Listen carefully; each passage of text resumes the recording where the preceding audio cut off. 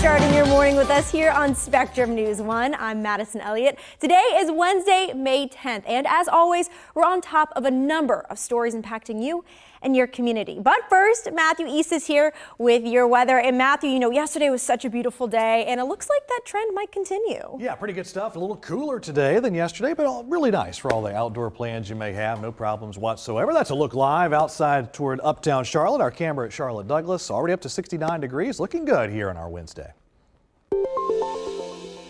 A memorial is growing outside the site of a mass shooting in Texas.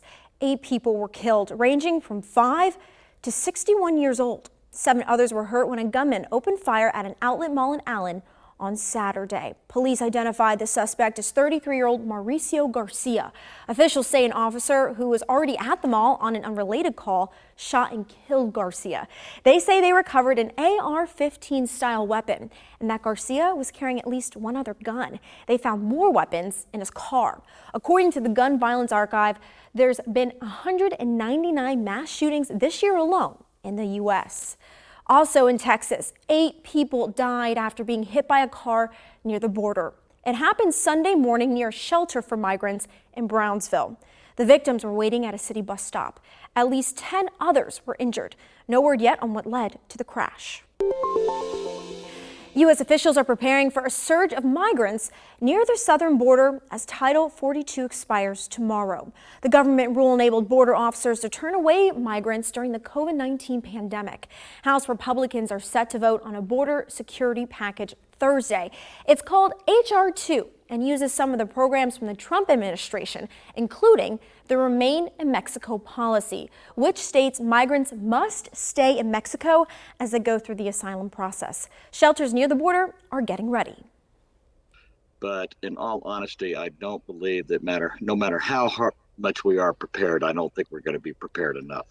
My biggest concern right now is shelter capacity. What? If H.R. 2 passes, it's not expected to get through the Democratic-led Senate. A community coming together to enjoy some good food. Hundreds of people tasted their favorite dishes at the Jewish Food Festival. It kicked off in Durham yesterday, and you can see lots of people turned out for the event featuring Jewish delicacies. Organizers with Jewish for Good say this is their first big event since COVID. Now, if you want to burn off some calories after enjoying those tasty treats, how about a game of pickleball? Well, talk about hard opponents. The world's best pickleball players competed last weekend in the Professional Pickleball Association's North Carolina Open. They showed off their skills in Charlotte. Pro tennis player and Charlotte resident Jack Sock made his pro pickleball debut at the event. He is also a 4-time Grand Slam doubles champion. This marks the second year the tournament played out in the Queen City. Still ahead, heroes don't have an age limit.